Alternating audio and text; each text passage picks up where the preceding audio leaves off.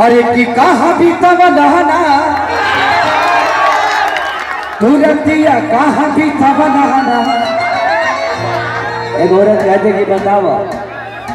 गैरल खेसरिया के प्रोग्राम देखे हो जी सूत गैरल का कि माई के कौमी अकेले रतिया रतिया कहाँ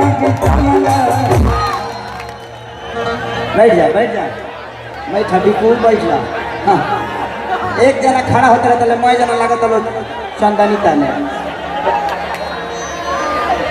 आई। देखिए हमनी के हिंदू के समाज में कोनो भी कथा पूजा होला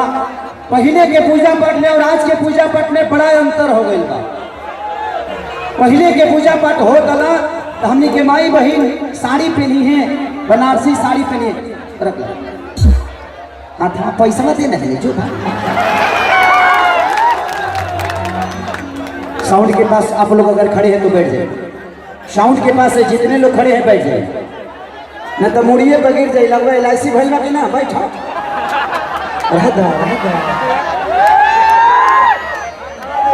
बगली नहीं खकारी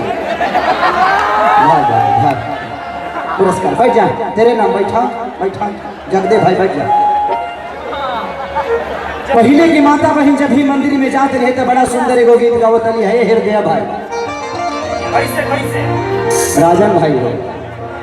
आरे के निमिया के डार हवैया लावेली डोरा की झूली रे झूली की मैया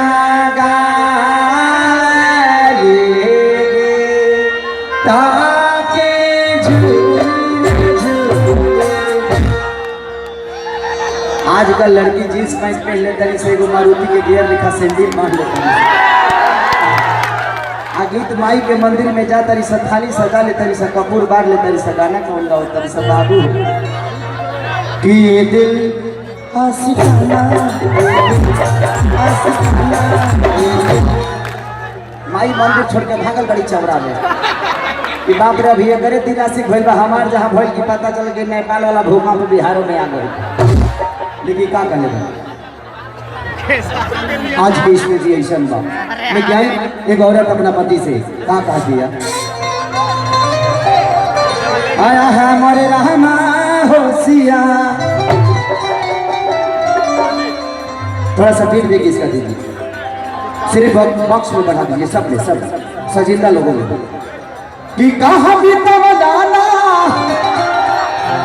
तुरंतिया कहाँ भी तब नहाना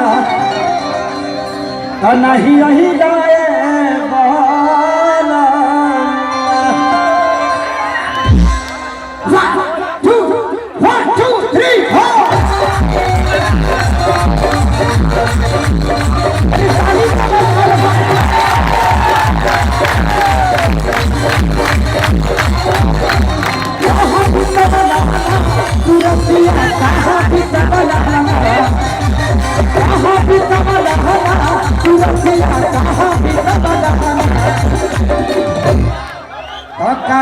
कही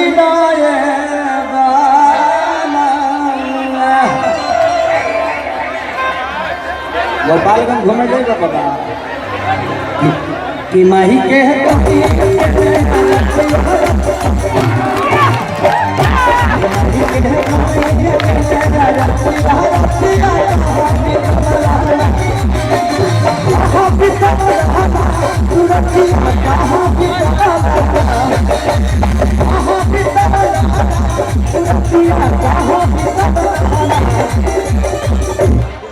कोई पैसा नहीं देगा। आप लोग प्रोग्राम देखिए पैसे की कोई जरूरत नहीं है ठीक है। और प्लीज आप लोग शांति से प्रोग्राम देखिए। पैसे आप लोगों ने इतना पैसा खेसारी को दे दिया है कि शायद मेरा 7 जन्म अगर मेरे घर परिवार के लोग खाए तो शायद पैसा खत्म नहीं होने वाला है। कि माही के है